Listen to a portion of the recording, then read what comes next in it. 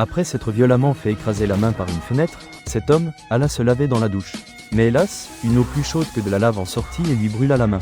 Sa colère ne faisant qu'augmenter, la radio s'alluma toute seule. En débranchant cette dernière, il fut surpris de voir que le compteur tournait encore.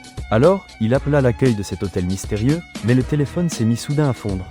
Voulant sortir de là à tout prix, il inspecta le plan d'évacuation d'urgence. Ensuite, il se dirigea vers la sortie. Cependant, la porte étant verrouillée de l'extérieur, il tenta de la crocheter, mais sans succès. Après avoir regardé par le Judas, il comprit qu'il ne pourrait plus en sortir.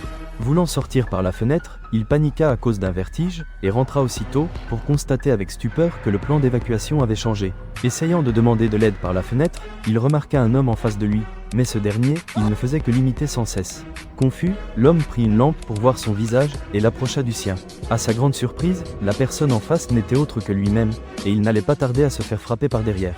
En essayant de le prévenir, il regarda ce derrière lui,